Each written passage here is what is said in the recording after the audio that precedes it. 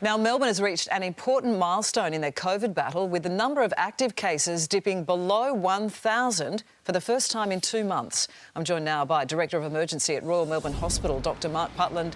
Doctor, thank you so much for joining us. This is great news. 991 active cases of COVID-19 in Victoria. It's good to see some encouraging numbers for a change.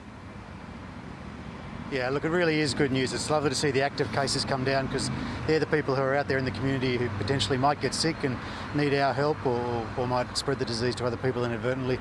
It's great seeing the new cases coming down and the average dipping down to that yellow band, that little 30 to 50 band. That means we might be on track for the next stage in a couple of weeks' time. So it's all very encouraging. Which is wonderful to see. Now, the 14-day case average in Melbourne has fallen below 50, the target, as you say, for relaxing restrictions, and that date is September 28 that we're looking at. In your opinion, should we have the city opening up now rather than waiting till the 28th of September? Look, I think it'd be very premature to do it the moment we dip into that range. These sort of things can bounce up and down a little bit. You want to be securely there, otherwise you'd just be kicking yourself if we had to shut everything down again. It'd be very hard for businesses to open their doors, get staff back in, and then shut again 3 days later. So I think we've got to leave it a bit. It's heartbreaking at the moment watching the country all wake up and start to relax, and you think, oh, it's so close, and you get hungry for it. But we've got to just hang on. And it's tough in the same state with the regional centres too. They're able to enjoy their freedoms, but yes, patience is a virtue definitely in this case. And elective surgery, it's back on the cards at the end of the month in Melbourne. In terms of the medical staff and the medical community and the community at large, what difference will that make? Look, it's really good news for the patients, that's for sure. I mean, there's people who've been waiting for things that really need doing, and we're going to be able to deliver that care now. So that's really good news. It's daunting for us a little bit, because we've had the advantage that the whole hospital's been really focused on emergency work for some time. So there's going to be, some spreading of attention to other things coming up. It just means we're going to have to work a little bit harder to get our patients taken care of. We've got the capacity to do it. We've always done it, but it just means we're going to have to have the eye on the ball a little bit as we make the adjustment. And you've been doing it tough for so long. Does it feel right now like you have turned a bit of a corner? Absolutely. The number of corona cases coming in dramatically down, really dramatically down. And what we're finding is of the people who might have it, it's becoming more and more clear to us when they've got it. We're not getting surprised nearly so often, because the cases are getting more and more limited to places where we know the disease is. It's in aged care, it's in some aged care workers, it's in family members of people who've got it now, rather than just being in the community everywhere. So that takes a lot of the stress out of our job. We're still taking cautious steps, but we're just not getting blindsided anymore. Yeah, we don't want to see that curve coming back again, that is for sure. Doctor, always good to talk, and great to have some good news to be focusing on today. Thanks again so much. Sure. Supermarket bosses have held crucial talks with Premier Daniel Andrews to ensure Victoria's hard lockdown won't lead to Christmas food shortages. Coles Chief Operating Officer Matt Swindles joins us now. Matt, good morning to you. Always good to talk to you. How did things go with those conversations? What's your roadmap out?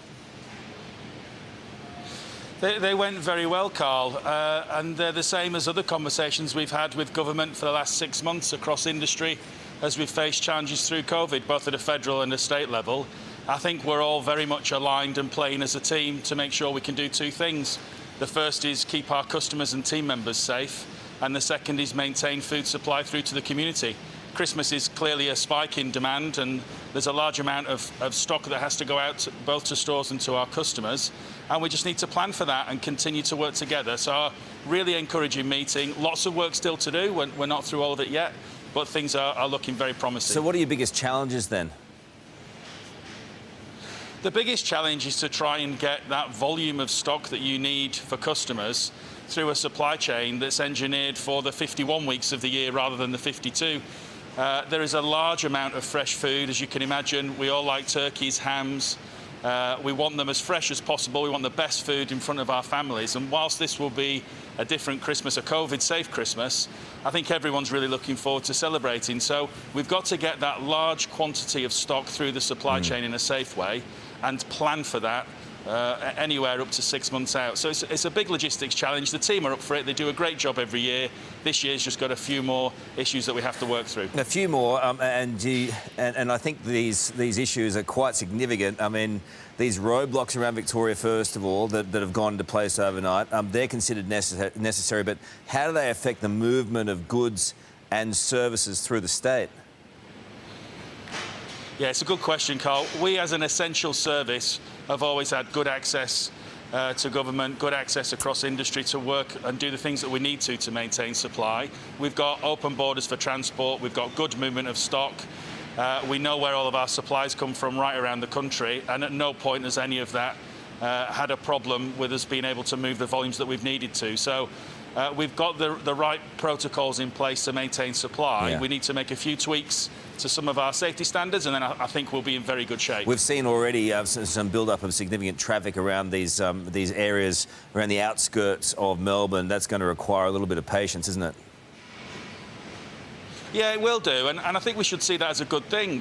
There's a build-up of traffic because the regional areas can now go back and have a bit more freedom. That's a positive step. And so let's not get frustrated with traffic queues. Let's celebrate the fact that it's a step in the right direction, and let's hope that there's many more to come as we all work together. OK, it's a very good call from you. And the borders in general, I know that that you're working through some of those issues still. How can we avoid this panic buying that generally happens at Christmas anyway, when people are doing their biggest shop of the year?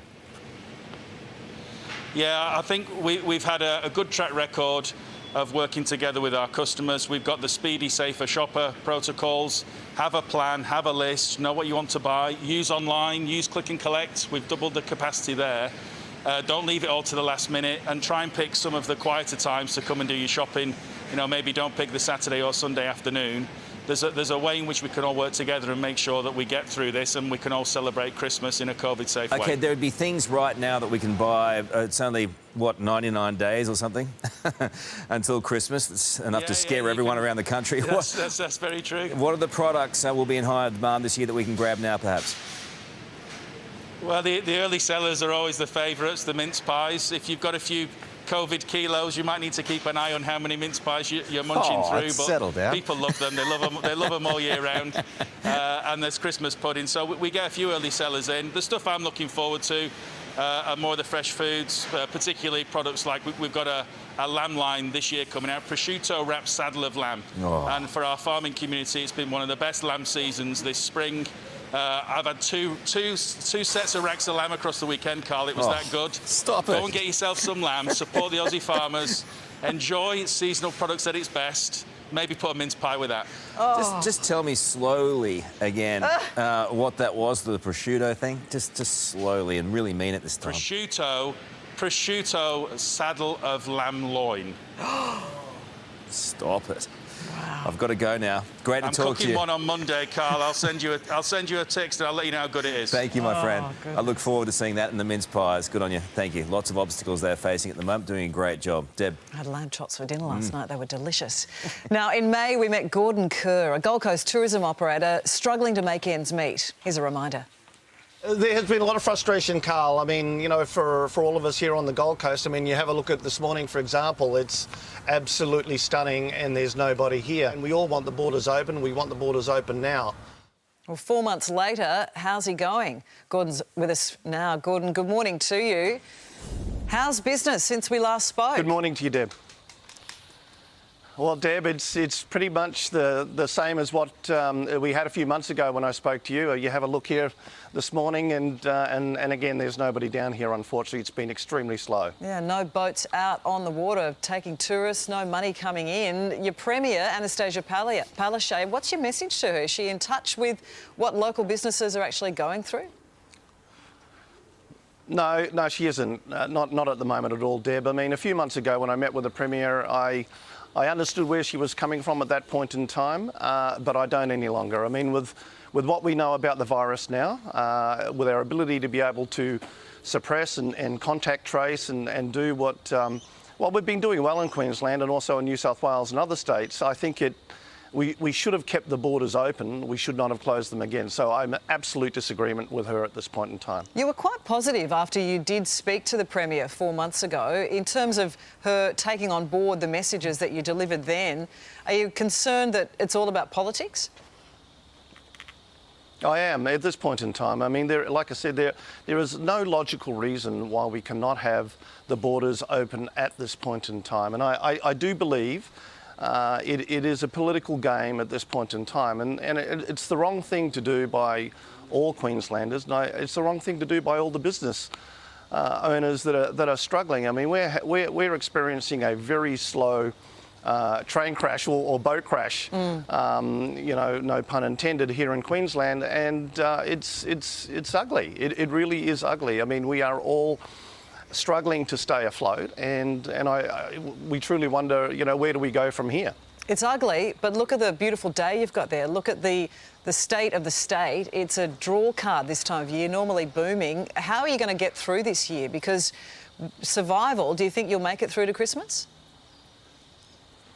We will. I mean, we're fortunately, you know, our business is in a strong position. It is a very good business, but there are a lot of business owners here who won't and have not. And since I spoke to Carl a few months ago, have gone out of business. So, look, it's going to be very, very tough. I mean, we are supported very well by the local market at the moment, but the local market, you know, being primarily Gold Coast and Brisbane, can't keep all of tourism afloat on the Gold Coast.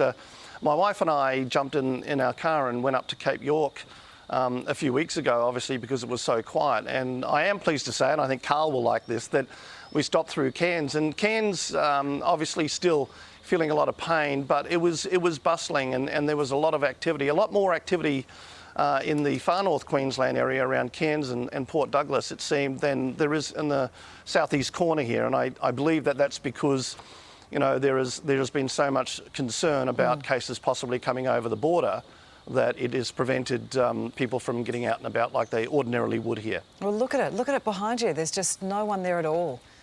All right. Well, we wish you all the best. I know. We'll stay in touch with you and hope that you can actually keep things going and keep that head above water. Thank you so much for joining us again. Thank you, Deb, and thank you. Have a lovely day. You too. Just quickly, Gordon, look, if you've gone through Cairns, I hope you stopped by to see my mum. She's single and ready to mingle. I did stop by and see your mum, Carl, and we had a very nice cup of tea together. Okay. She actually told me some stories about you, which I thought were very funny. Okay. I look forward to inheriting those before votes. we go too, No, we can't. We've got to go. Before we go, I'd just like to point... Okay, bye. Love you, mate. We'll talk to you very soon.